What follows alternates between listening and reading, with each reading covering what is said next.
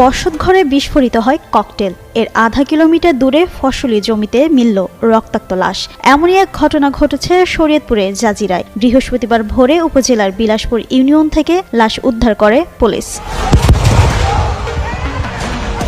নিহত ব্যক্তির নাম সোহান ব্যাপারী। ওই ইউনিয়নের ব্যাপারীকান্দি গ্রামের দেলোয়ার ব্যাপারীর ছেলে। ককটেল বিস্ফোরণের ঘটনা ঘটেছে ব্যাপারীকান্দি গ্রামের একটি বাড়িতে।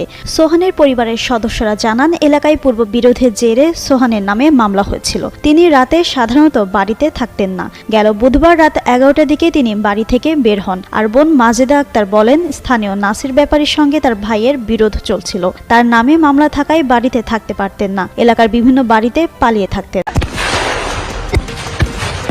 জাজিরা থানার ভারপ্রাপ্ত কর্মকর্তা সালেহ আহমদ বলেন, সাতঘরিয়াকান্দি গ্রামের একটি বসতঘরে বিস্ফোরণের ঘটনা ঘটে। ওই ঘরে বোমা ও ককটেল তৈরির সরঞ্জাম ছিল। দূরে ফসলি জমিতে এক ব্যক্তির ক্ষতবিক্ষত ও রক্তাক্ত লাশ পাওয়া গেছে।